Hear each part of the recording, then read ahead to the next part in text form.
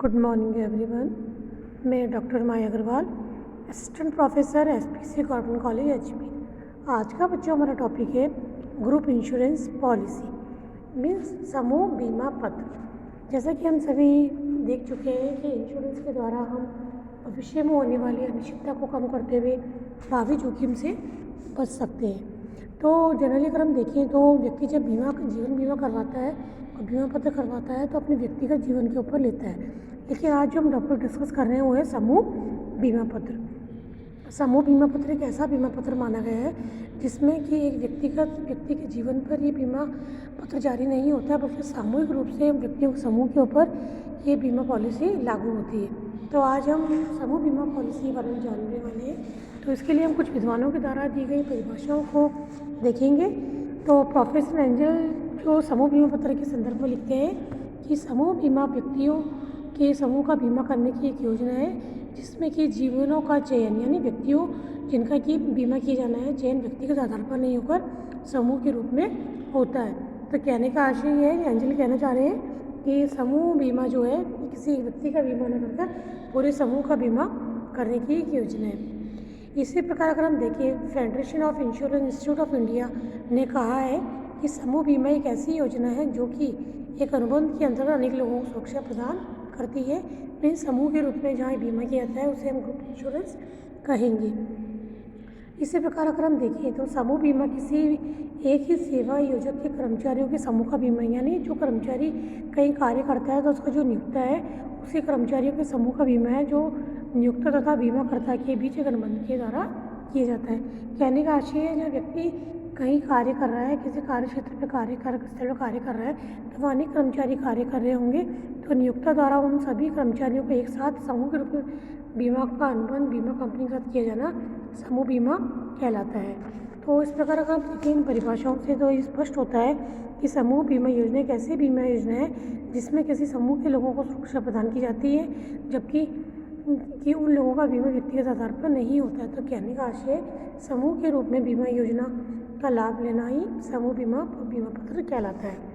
तो अब हम देखते हैं समूह बीमा योजना की कुछ विशेषताएं देखते हैं। तो नंबर 1 अगर हम देखें तो समूह बीमा योजना में किसी भी समूह के लोगों का बीमा किया जाता है यानी जहाँ कार्यस्थल पर व्यक्ति अनेक ग्रुप में अगर व्यक्ति कार्य करता है तो पूरे संपूर्ण समूह का एक साथ बीमा किया जाना समूह बीमा की श्रेणी में आता है। दूसरी बात अगर हम देखें तो समूह के लोगों का बीमा समूह रूप से होता है, व्यक्तिगत अनुबंध के आधार पर नहीं होता। मीन्स जहाँ कर्मचारी कार्य कर रहा है तो पूरे समूह का रूप में बीमा किया जाएगा। तीसरी बात अगर हम देखें तो इस योजना में संपूर्ण समूह का बीमा एक ही अनुबंध के अंतर्गत होता है जो कि बीमाकर्ता कंपनी तथा नियोक्ता के बीच में पाया जाता है। यानी नियोक्ता के जितने भी कर्मचारी समूह के रूप में कार्य कर रहे हैं उन सभी का एक ही अनुबंध बनेगा पूरे समूह का और समूह बीमा के रूप में अनुबंध के द्वारा समूह बीमा पॉलिसी उनको जारी कर दी जाएगी। इसी प्रकार अगर हम देखें तो समूह बीमाकर्ता तथा समूह के सेवा योजक प्रतिनिधि के बीच में अनुबंध माना जाता है, क्योंकि समूह की अगर हम बात करें तो प्रत्येक व्यक्ति का व्यक्तिगत अनुबंध नहीं होता है, केवल जो नियोक्ता है और बीमा कंपनी उनके बीच एक अनुबंध का निर्माण करके पूरे कार्य समूह को एक साथ बीमा किया जा सकता है। इसी अगर हम देखें तो जब भी व्यक्ति के जीवन की बीमा पॉलिसी ली जाती है तो बीमितों की चिकित्सा परीक्षा या मेडिकल टेस्ट जांच होती है, मेडिकल चेकअप होता है, लेकिन समूह बीमा में बीमितों की चिकित्सा परीक्षा प्राय नहीं होती है। इसी तरह से अगर हम देखें तो इस प्रकार के बीमा में लोगों की आदतों तथा उनके स्वास्थ्य चरित्र आदि तत्वों का कोई विशेष महत्व नहीं होता, इसलिए इस बीमा में औसत जोखिम वाले सभी बीमितों का चयन कर लिया जाता है। तो यानी इस प्रकार की बीमा करते समय जोखिम को ध्यान में नहीं रखा जाता है किसमें जोखिम अधिक है किसमें, यानी सभी औसत जोखिम वाले सभी बीमित जो है इस ग्रुप इंश्योरेंस के अंदर कवर मान लिए जाते हैं।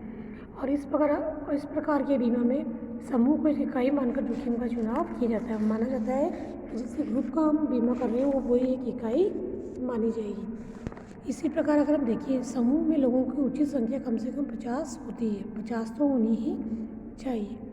फिर है समूह का उद्देश्य, यानी जो समूह बनाएगा उस समूह का उद्देश्य इस पॉलिसी बीमा करवाना नहीं होना चाहिए, बल्कि समूह किसी कार्य करने वाले व्यक्तियों का समूह होना चाहिए जिनका कि बाद में बीमा किया जाता है।